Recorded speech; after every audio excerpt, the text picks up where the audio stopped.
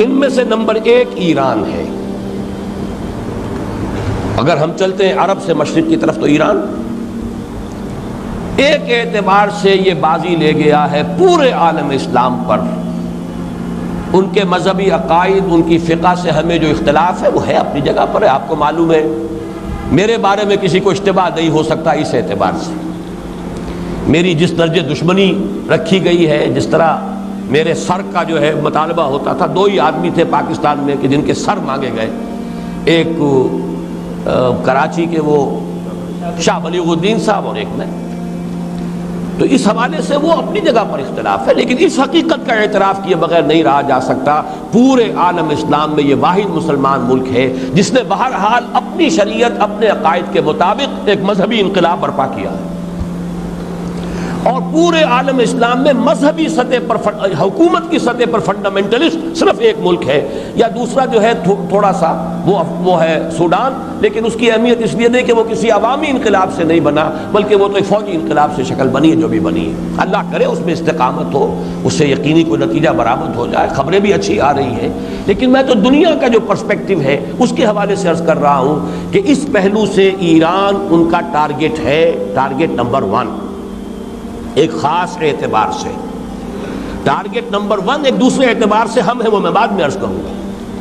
چونکہ حکومت کی سطح پر فنڈامنٹلزم ہے اور وہ آیا ہے ایک عوامی انقلاب کے نتیجے میں، پھر ان کے پاس تیل کی دولت ہے، اس کے خلاف اکنامک سینکشنز بھی ہو جائیں تو اگر لیبیا کھڑا ہو سکتا ہے تو بہرحال وہ بھی کھڑا ہو سکتا ہے، اور نقشہ وہ دنیا کو دکھا چکا ہے کہ لڑا دے ممولے کو شہباز، یہ نقشہ بھی اس نے دکھا دیا ہے۔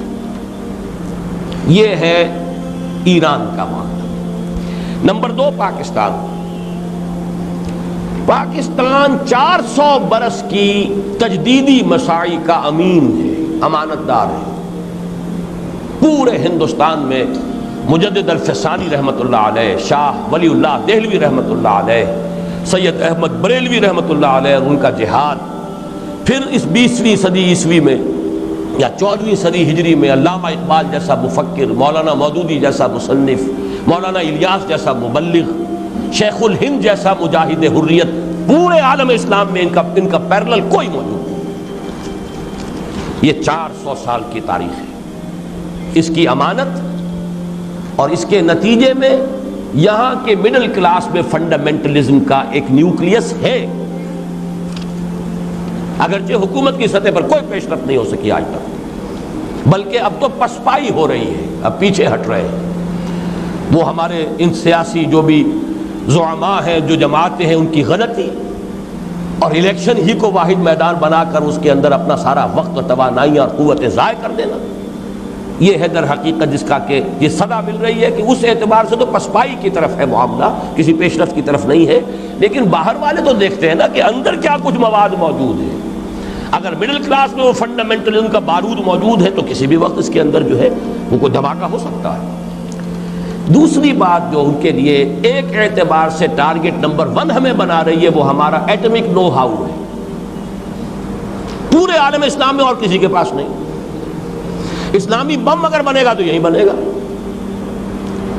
یہ ہے مختلف اسباب جس کے بنا پر ایران اور پاکستان کو آپ بریکٹ کر لیجئے، یہ اس نیو ورلڈ آرڈر یا آج کی میری گفتگو کے حوالے سے یہودی اور عیسائی گٹھ جوڑ کا جو ٹارگٹ نمبر 1 ہے، ایک اعتبار سے ایران ہے، ایک اعتبار سے پاکستان ہے۔